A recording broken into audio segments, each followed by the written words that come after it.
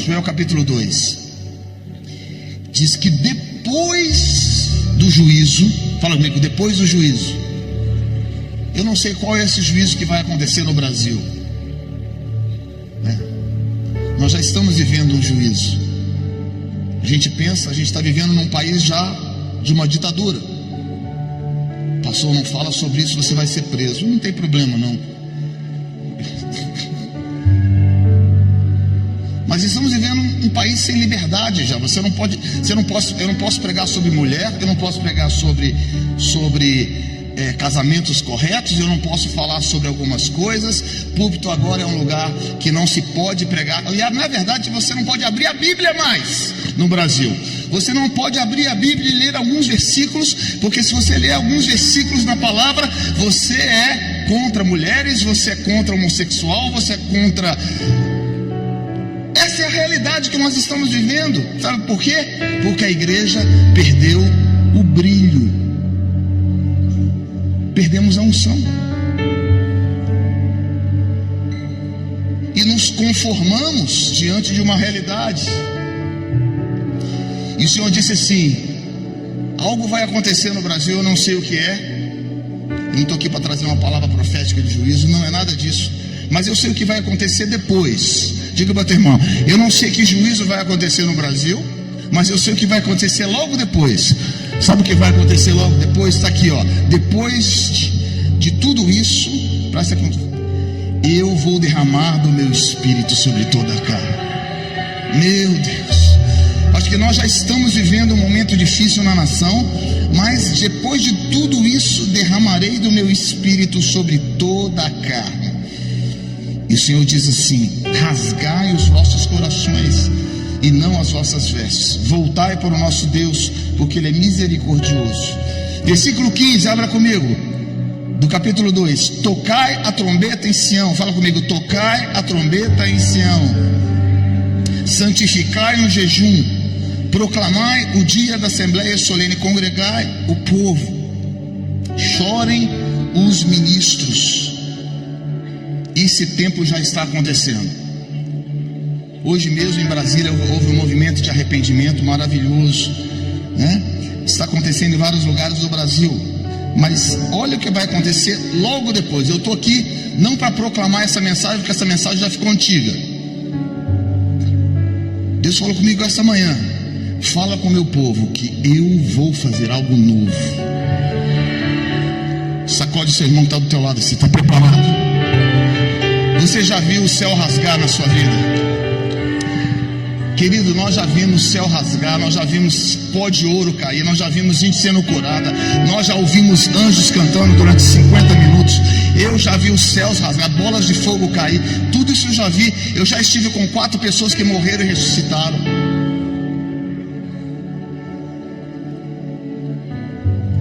Já vi tudo isso. E a grande pergunta que a igreja faz é: por que nós perdemos a expectativa do sobrenatural? Porque nós nos tornamos naturais. Nós nos tornamos homens naturais. Vamos primeiro aqui ao texto. Aqui a Bíblia fala então, versículo 28. Depois disso, fala comigo, depois disso. Esse é o momento que eu quero levar vocês a pensar o depois disso. Porque se a gente pensar somente no juízo, a gente não vai conseguir sobreviver. E Deus fala comigo: prega esperança. Fala com o teu irmão: prega esperança. Deus fala comigo: prega esperança. O juízo que vem pelo Brasil, eu não sei o que vai acontecer, não sei o que vai estar acontecendo. O mundo já está vivendo um juízo, mas vamos lá. Deus falou comigo: prega sobre o que vai acontecer depois. Eu vou derramar do meu espírito sobre toda a carne. Eu vou fazer um avivamento maior do que aconteceu nos anos 2000. Preste atenção no que vai acontecer, queridos. Cegos vão enxergar, surdos vão ouvir. Presta atenção no que vai acontecer. Vão ter cultos onde pessoas vão ser trazidas mortas e vão ressuscitar dentro da igreja.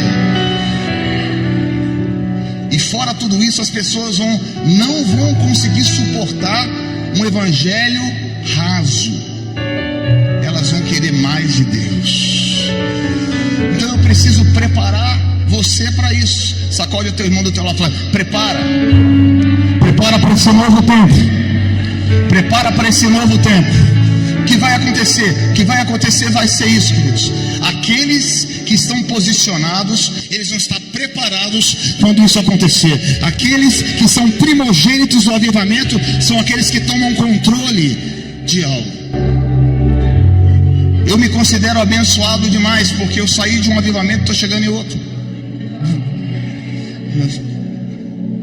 Que coisa maravilhosa, eu vim de um avivamento e consegui chegar num outro avivamento. É maravilhoso demais, são 25 anos. E eu sei que nos próximos meses nós vamos fazer. Então diga para teu irmão: prepara-te. Meu chamado é treinamento. E vou falar para você: Deus vai fazer coisas que você nunca imaginou. Se você acha que vir para a igreja, ouvir uma boa música, ouvir uma boa pregação e voltar para casa te satisfaz, você não viu nada.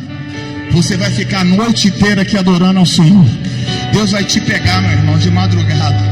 Deus vai pegar você, vai sacudir você, vai te encher, vai botar algo dentro de você. Olha o que acontece depois. Diz assim: os vossos filhos e as vossas filhas profetizarão, os vossos velhos terão sonhos e os vossos jovens terão visões. Nós vamos tocar essa nação inteira. Agora, abra comigo lá em Atos. Vamos lá, eu quero trazer essa palavra, agora que começa a palavra, para você entender como que nós precisamos nos preparar para isso. Diga ao teu irmão: se prepara. Porque se o nosso coração não está preparado, a gente perde a esperança. Você está entendendo? E somente você, um homem, é capaz de soltar e desencadear um grande avivamento. Olha o que aconteceu com Evan Roberts, olha o que aconteceu Seymour na Rua Azusa e tantos homens de Deus no mundo. Você gostaria de experimentar o que eles experimentaram? Quantos gostariam? Então por que a gente não pode experimentar? Vamos fazer o que eles fizeram.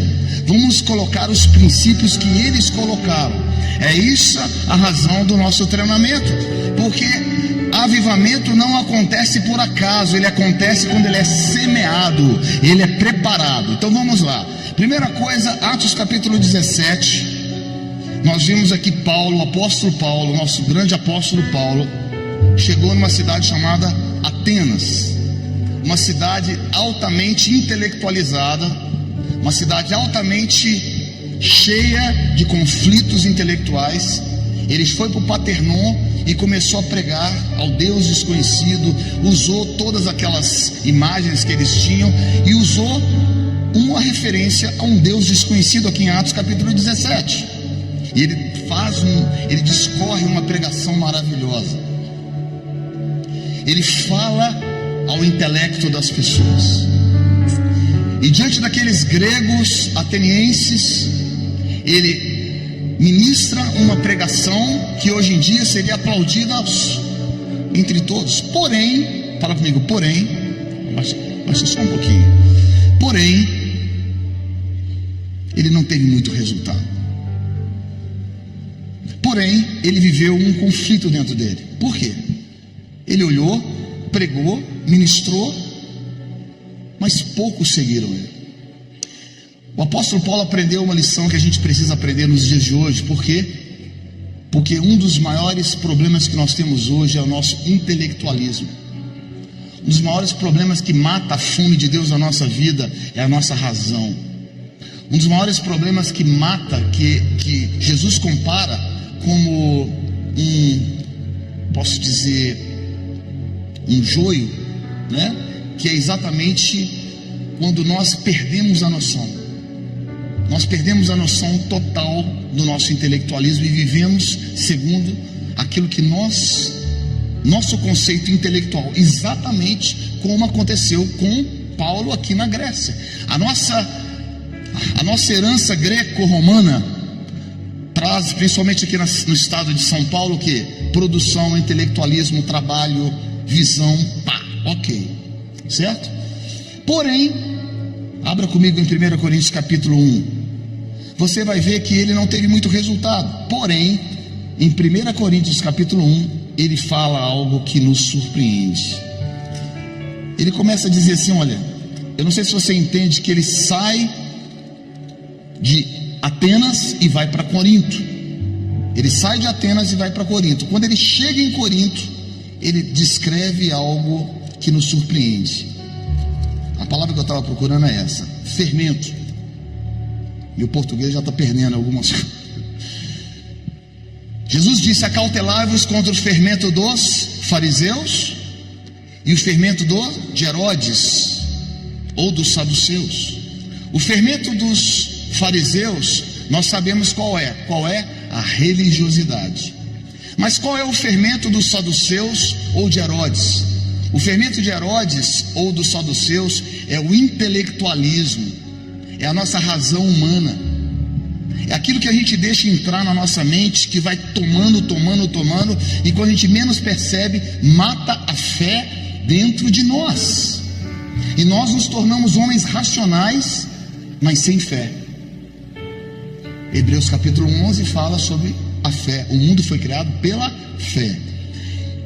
1 Coríntios capítulo 1, capítulo 2, versículo 4 diz assim: em Atenas eu cheguei para vocês na minha sabedoria humana, mas aqui em Corinto não.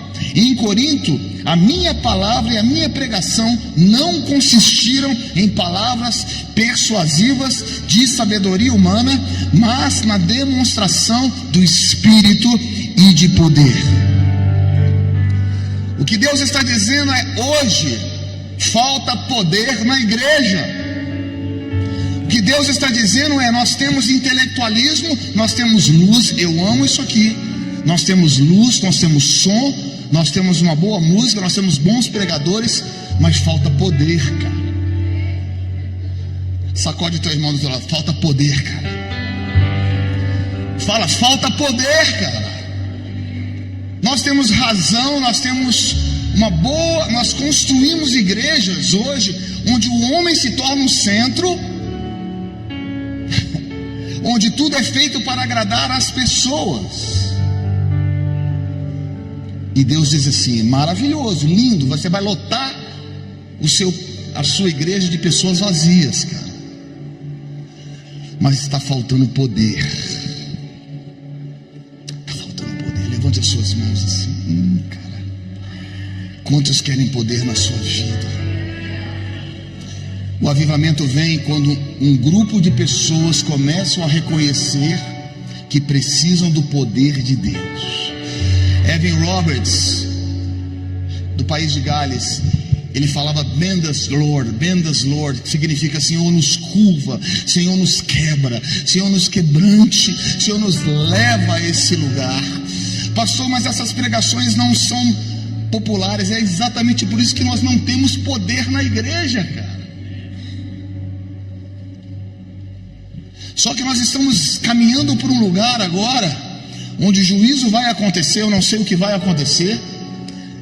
E depois dessas coisas, Deus vai levar a igreja nesse lugar de desespero. E Deus vai levar a igreja nesse lugar dizendo: Senhor, nos quebra. Senhor, nós precisamos do teu poder.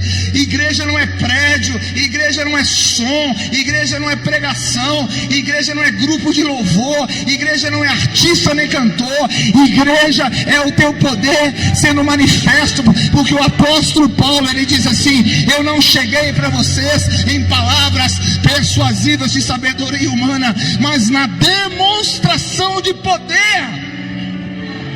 Eu não chego para vocês cantando, pregando, não. Eu chego para vocês na demonstração do que é. Nós precisamos do poder de Deus na igreja.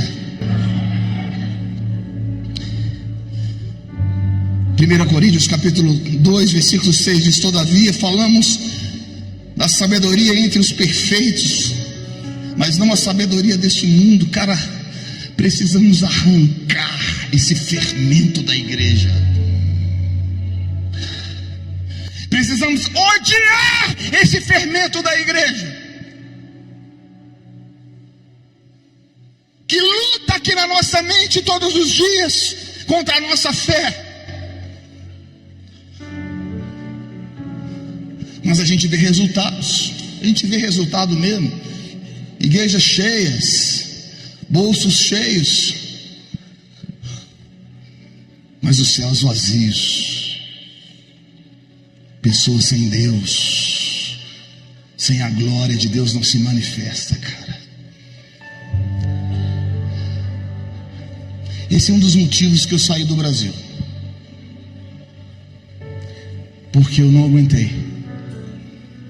11 anos atrás Deus falou: sai do Brasil. Mas eu estou aqui no Brasil quase todo mês. Mas Deus falou: tira sua família do Brasil, porque o Brasil vai entrar numa fase difícil. O Brasil vai entrar numa fase de deslumbrar com os artistas. A gente vai se deslumbrar com o poder. Nós vamos nos deslumbrar com as luzes. Nós vamos nos ser seduzidos. Deus me mostrou isso há 11 anos atrás. Vem aqui uma pessoa que está pregando essa mensagem há mais de 25 anos. E Deus falou comigo: guarda a sua família. Guarda. E Deus falou assim: como assim, Senhor? Deus falou assim: eu quero te mostrar uma pessoa lá na palavra de Deus, em um livro de Esdras. O nome dele é Mitredade. Foi um homem que, quando tudo foi levado para a Babilônia, os tesouros foram dispersos, ele guardou uns tesouros que ninguém deu valor. Ele pegou tesouros e guardou na sua casa. Enquanto todos estavam dispersos, enquanto cada um foi para a Babilônia, todos foram buscar o seu próprio prazer, o povo foi levado cativo, ele guardou tesouros. E Deus falou: guarda um tesouro. Levanta suas mãos aí. Eu quero liberar sobre você um tesouro que eu guardei. A presença de Deus. A presença de Deus. A presença de Deus. É você olhar para o lado, você olhar para o outro, você ver todo mundo na Babilônia. É você olhar seus melhores amigos, você olhar aqueles que andaram com você. Você olhar para um lado, você não vê choro, você vê deslumbre. E Deus falou assim: vai para a caverna, meu filho. Vai para a caverna, fica separado na caverna. Chegou momentos que eu estava igual Elias: Senhor, sobrou eu. Deus falou: não, tem 7.000 que não se dobraram. Existem os apaixonados dentro do Brasil, é óbvio. Mas aqui está uma mensagem que nós estamos resgatando algo que foi perdido ao longo desse tempo. Nós estamos trazendo aqui de volta algo que precisa ser resgatado. Abra comigo aqui, tá? No capítulo 2, versículo 7. Não falo para vocês na sabedoria de Deus, oculta em mistérios. Nenhum dos poderosos deste mundo, nenhum dos famosos evangélicos, pregadores, cantores, ministros, pastores, não conhece. Mas eu chego para vocês na profundidade, coisas que o olho não viu, coisa que não subiu no coração do homem, são as que Deus está preparando para esses que ouvem a minha voz. Deus está tocando essa trombeta, queridos, sabe? Não importa aquilo que aconteceu, Deus está dizendo: eu vou tocar uma trombeta, e aqueles que são meus, eles vão ouvir essa voz, e eles vão voltar. E diz assim: Deus recebeu.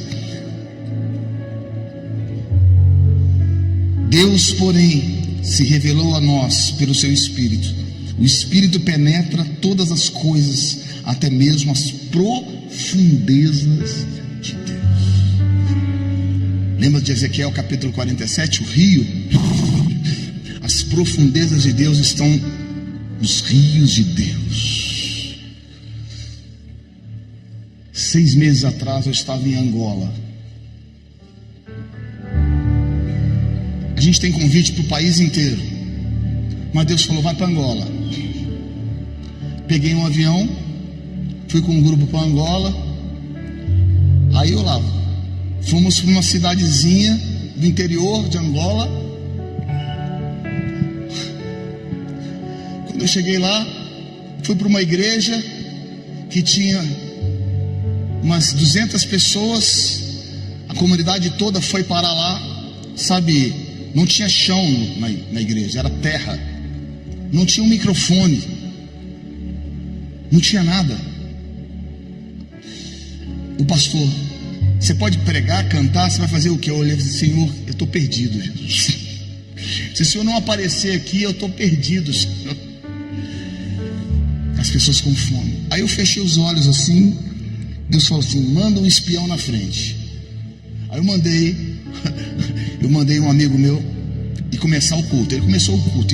Eu fechei o olho, comecei a fechar o olho, fechei o olho, comecei a fechar o olho. Falei: Senhor, fala comigo, fala o que eu preciso fazer aqui. Porque eu sou daquela pessoa, enquanto a glória de Deus não aparece, eu preciso da palavra para soltar essa palavra. E eu estou parado ali, de repente Deus falou comigo assim: navios negreiros. Navios negreiros, navios negreiros, navios negreiros. E aí Deus me lembrou que Angola é a nação que mais exportou escravos para o Brasil. Não sei se você sabe disso. Se você tem origem africana, provavelmente você veio de Angola. E ali Deus falou comigo assim: lembra de uma canção de um homem chamado, que ele era traficante de escravos, que escreveu uma canção, Amazing Grace, maravilhosa graça. Deus falou assim: canta essa canção. Eu falei: Deus, eu não sei cantar nem em português. Não tem problema, fecha os seus olhos assim.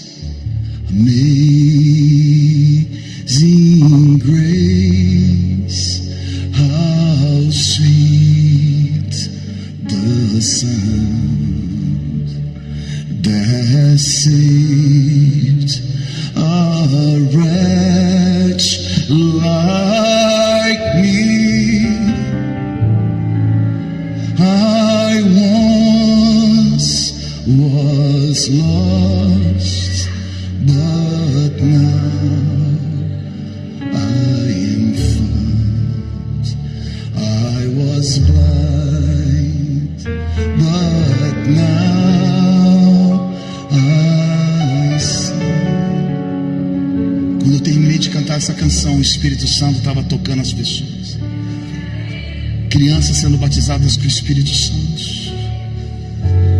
E Deus me falou assim: você não precisa de microfone, você não precisa de um bom púlpito, você só precisa do Espírito Santo.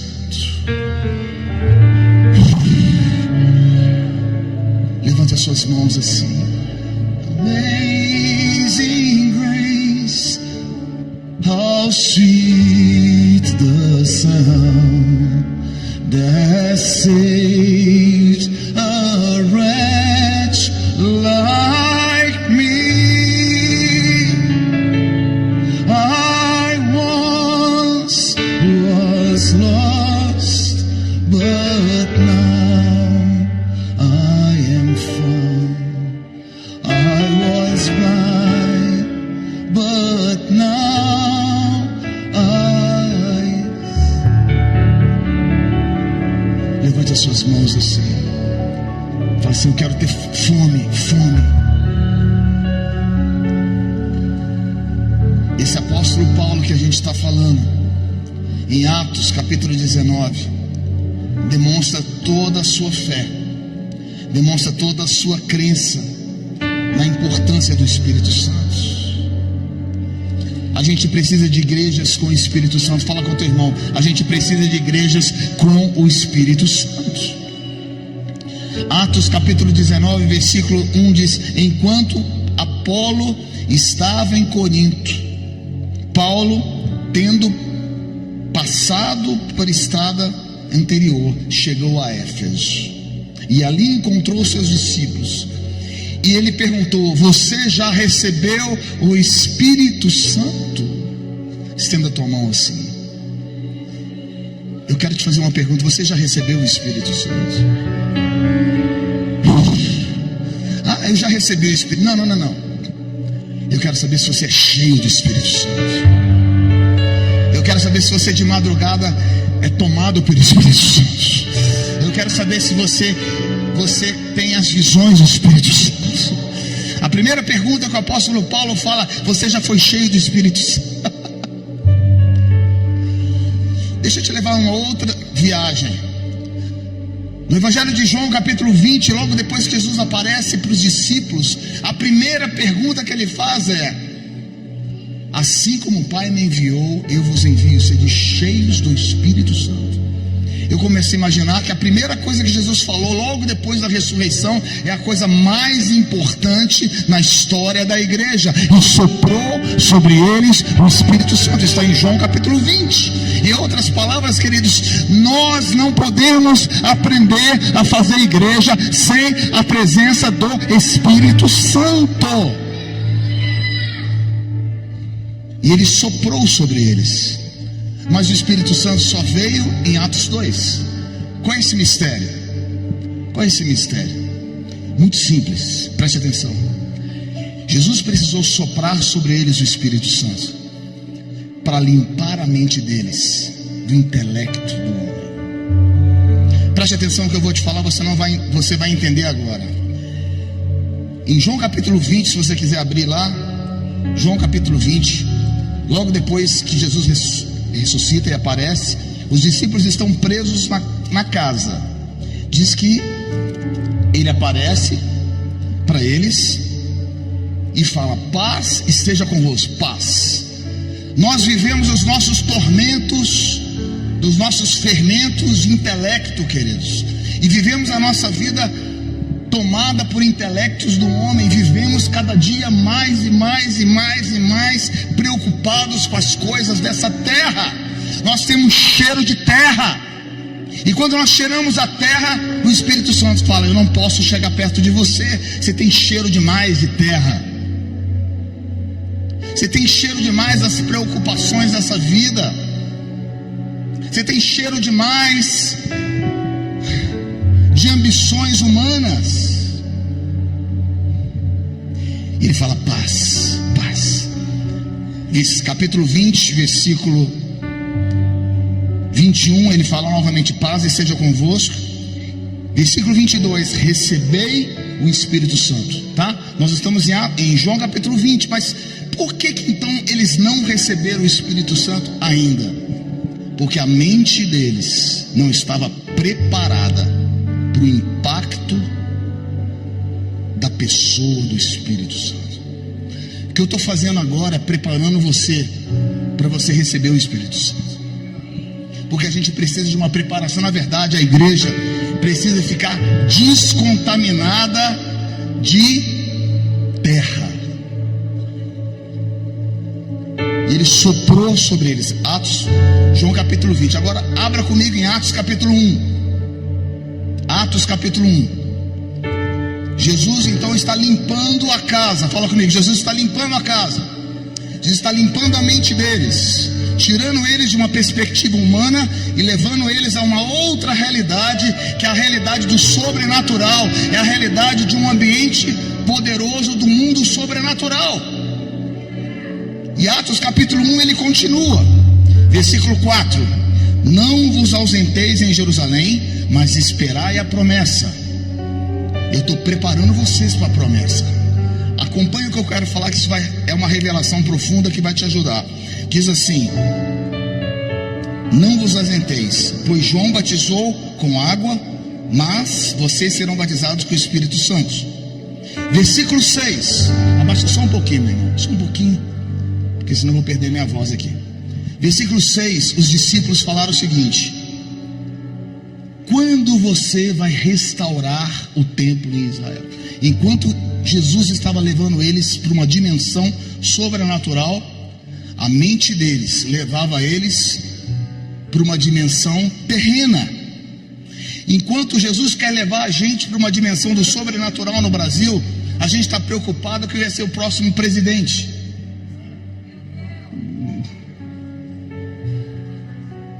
Enquanto Deus quer levar a gente para uma dimensão do poder de Deus e desconectar a gente do mundo real, nós estamos preocupados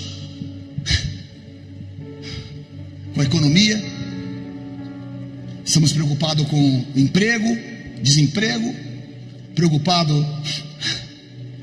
quem vai ser o próximo presidente, preocupado com o Supremo Tribunal, com a hipocrisia, que é uma verdade. Estamos preocupados com tudo isso. E Jesus, o que ele fala? Desliga disso. Ele fala assim, versículo 7, abra comigo. Ele diz: não vos importa saber sobre isso. Jesus está dizendo: se vocês querem viver o sobrenatural, vocês vão ter que desligar algumas coisas do mundo natural, e eu vou levar vocês para o mundo sobrenatural. Eu preciso tirar vocês de uma concepção terrena, e eu preciso levar vocês uma mente transformada no Espírito. Vocês estão entendendo, queridos? Por que a gente não decola? Por isso. Porque enquanto Jesus quer levar a gente para um lugar, a nossa mente quer arrastar a gente para outro lugar. Abra comigo então. Então, não vos interessa saber os tempos. Recebereis o poder ao descer sobre vós. Não importa quem vai ser o presidente do Brasil. Não importa quem vai ser o presidente. Não importa. O que importa é a igreja vai viver seu melhor momento na face da terra. O que nós temos que focar nisso, queridos: recebereis poder ao descer sobre vós o Espírito Santo, e sereis os meus mártires. Levante as suas mãos aí. Você está preparado para morrer por Jesus? Você está preparado para morrer por Jesus? Não, pastor, não estou preparado nem para morrer para ninguém. Mas que isso? Deixa eu te falar uma coisa: se você se encher do Espírito Santo, te garanto que você não vai negar Jesus. Depois que ele lhes disse isso, vindo eles, foi levado às alturas numa nuvem. Olha que interessante essa nuvem. Todas as vezes que a gente vê nuvem, a gente fala da presença de Deus. Êxodo capítulo 40 fala que quando eles terminaram o tabernáculo, a nuvem desceu como uma manifestação da glória de Deus. Essa nuvem representa a própria manifestação da palavra de Jesus. E a palavra aqui está muito clara. Ele disse assim: espera em Jerusalém, pela promessa que eu quero te dar. Nós chegamos nesse ponto aqui de culto para eu te falar uma coisa só: o avivamento só depende de você e de mim. Avivamento é simplesmente quando eu e você decidimos obedecer ao Senhor. Atos capítulo 2, a Bíblia fala que eles estavam no mesmo lugar quando eles são capturados por Deus. É o momento onde Deus captura os nossos corações. Sabe por quê que a gente não tem avivamento ainda? Porque os nossos corações estão distraídos. Porque os nossos corações estão distraídos. Nós não somos capturados por Ele. Agora, Deus mandou pregar essa mensagem, e Deus não é incoerente. Atos capítulo 19 diz assim: que Paulo, para mim, um dos versículos mais tremendos. Pode abrir aqui para mim, por favor? É possível? Atos 19, versículo... Deixa eu achar aqui. Versículo 12. De sorte... Versículo 11. Deus fazia milagres extraordinários por meio de Paulo. Agora você vai trocar a palavra Paulo e vai colocar o seu nome. Essa é a palavra que nós vamos afirmar aqui. E Deus fará milagres extraordinários por meio de Ricardo. E Deus fará milagres extraordinários por meio de André, Paulo. Fala teu nome bem alto. Quantos querem viver isso? Ou você quer viver uma igreja morta? Você quer viver uma igreja morta? Então fica de pé no teu lugar, levante as suas mãos assim. Próximo versículo, versículo 12. A Bíblia diz que de modo que até lenços e aventais que Paulo usava eram levados e colocados sobre os enfermos. Eu já estive com 4 pessoas que morreram e ressuscitaram. Já vi muita coisa acontecer na rua. Mas sabe o que é o mais difícil? Converter o coração das pessoas. Levanta as suas mãos assim. Fala, Jesus, me dá fome. Fome. Fome. Fome.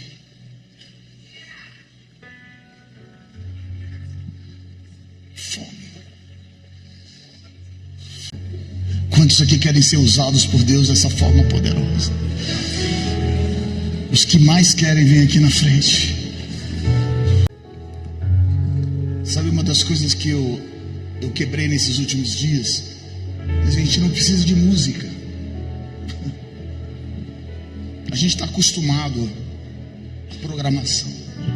Mas o Espírito Santo não precisa de nada. De nada. Eu creio no Espírito de tal forma, queridos, que Ele vai tocar você onde você está. O que a igreja precisa é de uma visitação do Espírito. Só um toque, Jesus.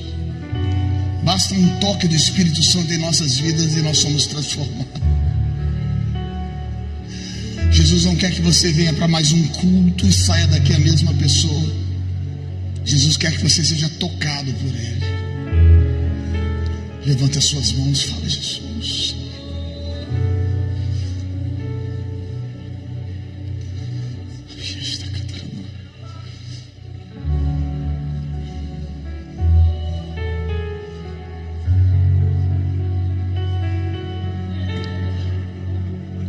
E Deus fazia milagres extraordinários. Senhor, nós queremos apresentar para você uma igreja que fará milagres extraordinários. Jesus, nós estamos apresentando aqui uma igreja que vai fazer milagres extraordinários. Jesus, nós queremos te apresentar a tua noiva, que vai arrancar toda a razão humana, que vai arrancar todo o fermento da intelectualidade e vai se render no mundo do sobrenatural pela fé. O rio vai começar a subir. Ezequiel capítulo 47. O rio purificador vai começar a subir agora. E nós vamos perder o controle para o Espírito Santo. Mas com isso virá a tua glória, Senhor. Com isso vem a tua presença, Senhor. Levante as suas mãos e comece a clamar a Ele. Espírito Santo, vem.